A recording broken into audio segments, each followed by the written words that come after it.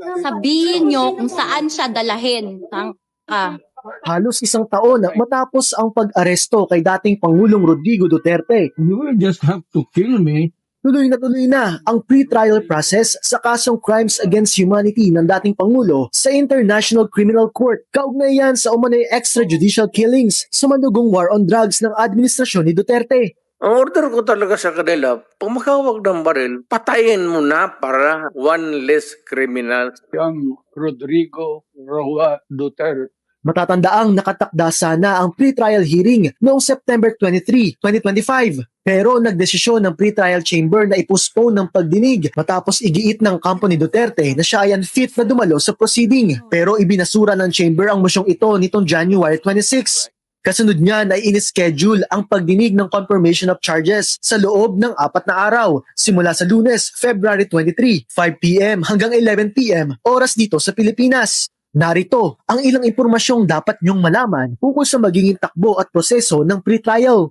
Una, ang mangyayaring pagdinig sa confirmation of charges ay hindi magde-decide kung guilty ba o inosente si Duterte sa mga aligasyon na kinaharap niya. Sa halip ay tatalakayin dito kung ano ang saklaw ng kaso ni Duterte. Layunin nito na alamin kung may sapat na ebidensya upang mapatunayan na ginawa nga ni Duterte ang kasong isinampa sa kanya at kung dapat ba magpatuloy ang paglilitis. Diringgin ito ng pre-trial chamber 1 na binubuo ni Socorro Flores Lira, Rain Alapini Gansu at ang presiding judge na si Julia Motok na kung matatandaan natin ay nakatanggap ng pambabash mula sa mga supporter ni Duterte.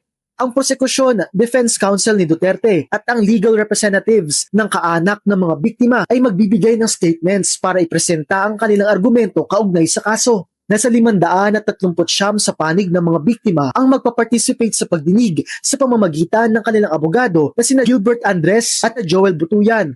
Hindi agad-agad na maglalabas ng desisyon ng pre-trial chamber sa isasagawang hearing. Mayroon silang hanggang 60 days para i-review ang mga argumento at ebidensya bago maglabas ng desisyon. 3 outcome lang ng desisyon ang posibleng ilabas ng chamber. Una, tuloy ang paglilitis o trial. Pangalawa, i-adjourn ng hearing para manghingi ng dagdag ebidensya sa prosekusyon at amyendahan ang mga kaso. Pangatlo, pwedeng ibasura ng hukom ang mga kaso at i-terminate ang proceeding.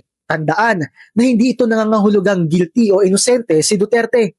Ano man ang desisyon, bukas ang prosekusyon at ang defense na maghain ng apela sa pamamagitan ng authorization ng pre-trial chamber. Ang tanong ngayon, matapos ang halos isang taon, masisilayan na bang muli ng taong bayan ang dating Pangulo sa pagdinig na ito? Sa ngayon, mukhang malabo. Humiling kasi si Duterte sa pre-trial chamber 1 ng ICC na payagan siyang hindi dumalo sa pagdinig. Sa liham na ipinadala niya sa mga hukom, muli niyang iginiit na hindi niya kinikilala ang jurisdiksyon ng ICC para dinggin at litisin ang kanyang kaso. Paglabag daw sa konstitusyon at soberanya ng Pilipinas ang persahan na pagdala sa kanya sa The Hague. Ang administrasyon ni President Bongbong Marcos daw ang nasa likod sa anyay pagkidnap sa kanya. Iginit din ni Duterte na ang mga paratang na siya umano ang namuno sa libo-libong pagpatay sa kanyang termino ay isang kasinungalingan na ipinakalat umano ng kanyang mga kalaban sa politika. Binigyan din ni Duterte na matanda, pagod at mahina na rin daw siya. Tanggap na rin daw niya na posibleng sa kulungan na siya bawian ng buhay.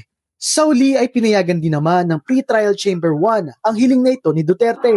Ano't anuman, sa wakas ay gagalaw na ang kasong matagal nang ipinagsisigawan ng mga nawalan ng mahal sa buhay dahil sa madugong drug war. Ang sino man ang mamamatay para sa sarili.